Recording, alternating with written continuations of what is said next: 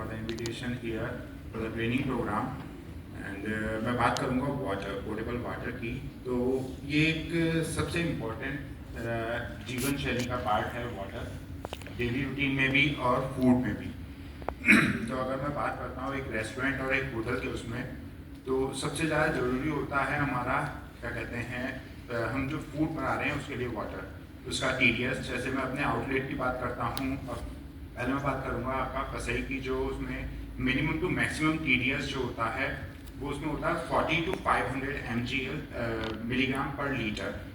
अगर मैं अपने आउटलेट पे बात करता हूँ तो हमारे यहाँ जैसे चाय बनती है, तो हमारा जो उसमें TDS मॉर्निंग और at the end of the day हम मेज़र करते हैं, तो हमारा TDS हम मेज़र रखते हैं 40 to 50 फॉर द टी।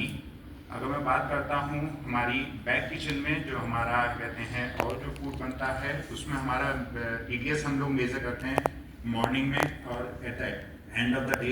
उसमें हमारा TDS हम लोग रखते हैं 70 to 89। अगर मैं बात करता हूँ ड्रिंकिंग वाटर, तो उसमें हमारा TDS, वैसे तो आजकल हर जगह वाटर बॉटल्स यूज़ होती हैं, और अगर कस्टमर कहता है मेरे को नॉर्मल RO वाटर चाहिए, तो उसमें हमारा रहता है 90 to 112 115। और अगर मैं बात करता हूँ मेरे आउटलेट पे जो क्या कहते हैं क्लीनिंग होती है यूटेंसिल्स की, तो हमारे यहाँ समर्सिबल लगा हुआ है, तो समर्सिबल में भी 125 130 तक उसका ज़्यादा है TDS। क्योंकि कहते हैं उसमें भी हम उसमें क्या क्लीनिंग करते हैं यूटेंसिल्स की।